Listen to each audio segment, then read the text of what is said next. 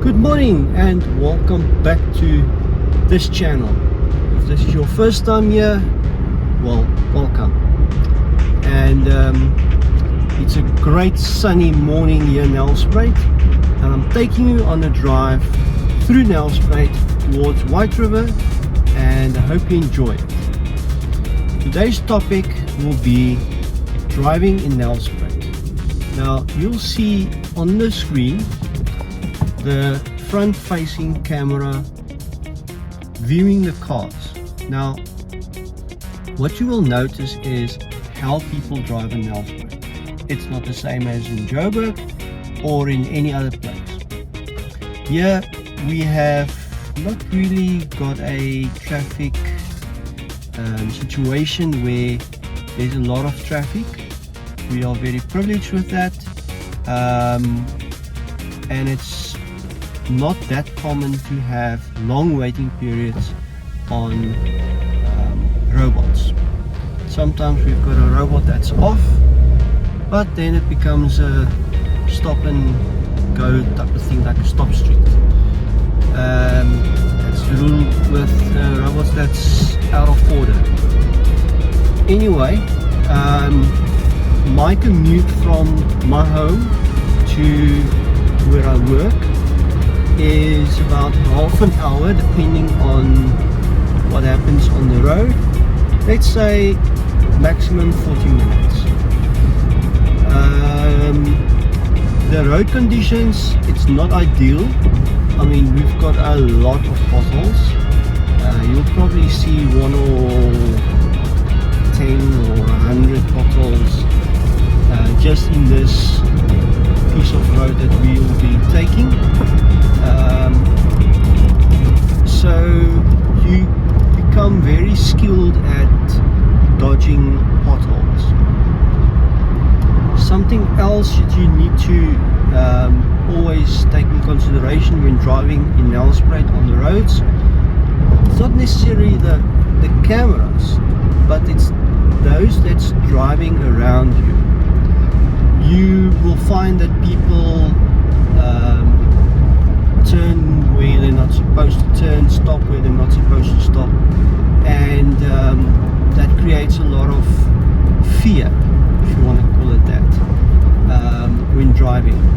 So I always try to get into the middle lane. Therefore, if anyone wants to turn on either the left or the right side, they are welcome to turn, as long as the road is open. It's just those who want to stop where it's not necessarily the most safest spot to stop that you need to take care of or look out for. But also the other thing that you need to look out for is pedestrians. We've got pedestrians walking across the road where there is no zebra stripes or pedestrian crossings, and it's a very common thing to see that, where people just walk across the freeway. And yes, this little road that you're seeing right now while I'm talking to you is considered a freeway in Nelspruit, because you can drive faster than 60 kilometers on this road. Even though you can drive that speed, you have to be on high alert at all times, because we've got a lot of potholes, like I've said. Let's talk about on the side of the road. On the side of the road, we've got grass that's growing inside the road. We've got a lot of rubbish that's lying next to the road, like bottles or plastic bottles or bags, all kinds of rubbish. Now that can end up in your vehicle if you're driving on this road. If something hits your bottom of your vehicle, that's still okay. If it hits your windshield, stay calm, get Get it off your windscreen while you're driving. Focus on the road. Keep your wheels straight and stay true. Stay calm, and you'll be fine. The moment you start swerving all around the road, all over the road, that's where things can go wrong. So stay calm, get it off your windshield, and then continue straight. Tire pressure, that's going to be up to your vehicle. Read your manual, or sometimes they print it on the inside of your door what your prescribed tire pressure should be, but also it will depend on what you carry. If it's just you and your briefcase on your way to work, briefcase, some people carry a backpack depending on what you do. If you're carrying heavy weights, obviously you have to compensate for that. Next thing, minibuses and big buses. Always be on the lookout for those vehicles. They are everywhere and they're not going to go away. So when you see a minibus or a bus, we call them taxis, the small ones, minibuses, look out, because they will drive just the way they want. So do not think that they will always abide by the rules. You might be abiding by the rules, but not them necessarily. What's important to them is getting their customers to their location as quickly as possible, and to get new customers as quickly as possible. That's what they care about. Next thing, when it comes to trucks, big trucks, small trucks, no, this is not buckies for you Americans. When we say a truck, it's those 6-wheelers, 8-wheelers, 16-wheelers, big loading vehicles. That's what we call it. Keep a lookout for those. They can move slow, so staying in your middle lane helps a lot, because they would stay in the left-hand lane so that they can move a little bit slower, because we've got hills here. Now you can see the road that's gonna be appearing soon. We've got a hill that's gonna appear very soon. You see there where got a bridge, and now the hill is gonna start just after the bridge. And you'll see the truck that's gonna be in the left-hand lane. You'll see it stays in the left-hand lane most of the time. They stay in the left-hand lane. If you are driving a car that's driving slow, I recommend you get in the left-hand lane as well. So I'm just trying to focus on the road. It's not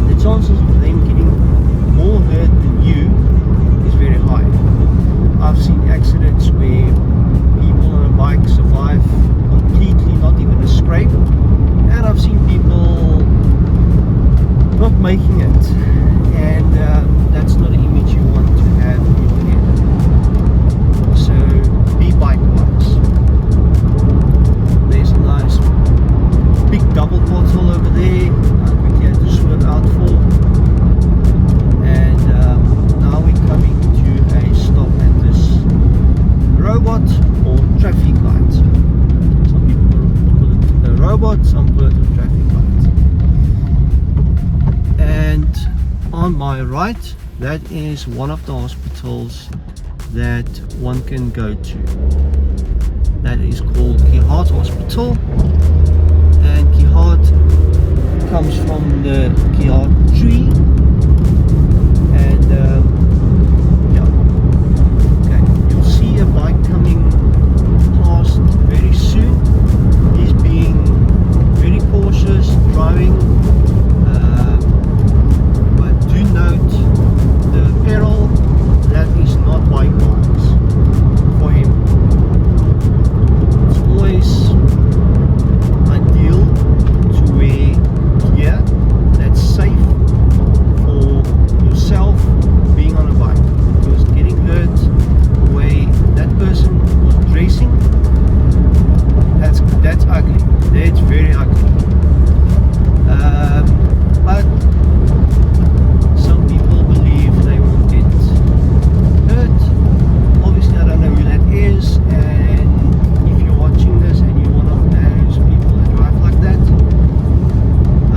I suggest you go and see if you can get something on your arms and legs, because you don't want to buy yourself a piece of land on this road. In a playful manner, of course. Meaning in a playful manner.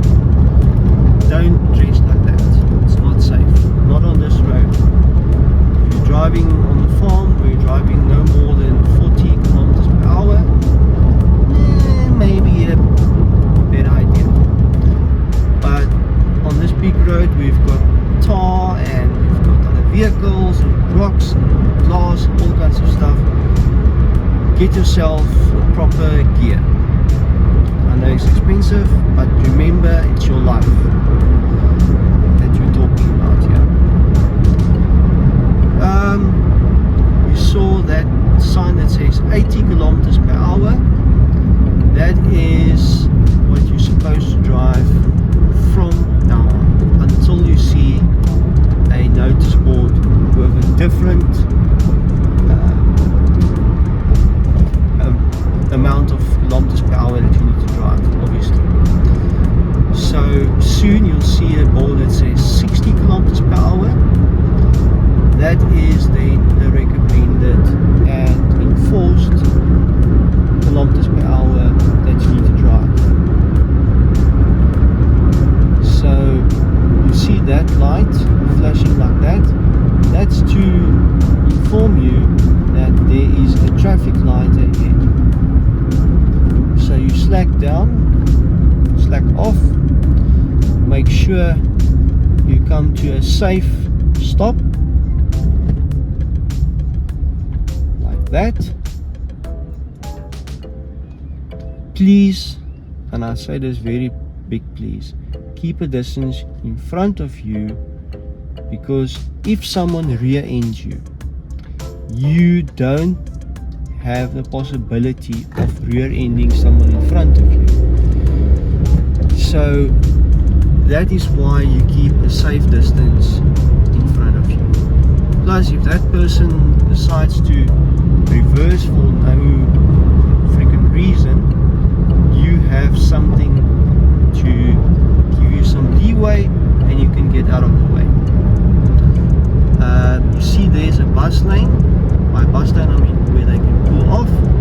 I know there are also some areas in Nelspruit where we do have bus lanes, but that was for the World Cup in 2010. We hosted one of the few games that took place here. We have our own Nombela Stadium, where now we host a lot more games there. We host a few rugby games.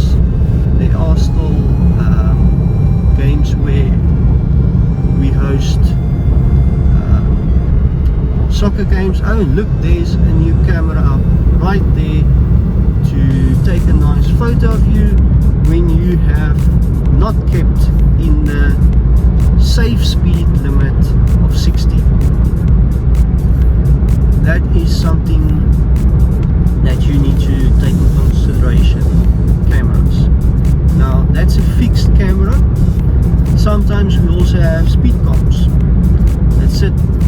side of the road with a camera, and they catch you and say, "Ha, we've got you. You are not going to get past me today. Here's a fine. Go and pay it." It's easy as that. They do not take your money on the side of the road. If you give them money or they ask for money on the side of the road, that is wrong. Just so to say, that's wrong. You do not give them money on the side of the road. That's considered a bribe. And that money does not go towards your fine. Let me put it that way. It goes straight to their pockets. So take in consideration that. We are now approaching the area before White River. You will see that the area gets more flat. There's no more big hills, so you'll see that you're going to see White River very soon, and yeah, you can drive a bit faster again. Good speed to drive here is 80 kilometers unless otherwise indicated. See a lot of people standing on the side of the road waiting for a taxi. Do not hit them. You don't want to get yourself in that trouble. And we're going to approach White River and see the inside of White River within a kilometer from now. That's about a minute from now. We'll see White River. White River is a town on top of a mountain, so to speak. And interesting enough about White River, they are 3 degrees Celsius cooler than Nelspruit. Yeah, 3. And it's a very nice place if you are not used to hot weather. And it's a lot cheaper staying in White River for some reason. I don't know. Most people stay in Nelspruit, and if you want to save money, you can stay in White River. And yeah, so now we can see one of those rare situations where a truck has now gone in the right lane. Now in this situation, just keep it simple and nice and calm, because we've got a traffic light right here in front, and there's no need to get panicky. Now I'm soon gonna enter White River itself. This is still the section just before you enter White River, and then we'll be getting to the place where I work. But I'm not going to show you where I work, because that is private residence where I work from. Just like I'm not going to show you where I stay, to keep my privacy and those who live there, their privacy. Just want to give you a bit of a tour of White River, the section I drive, so that you can get an idea of White River.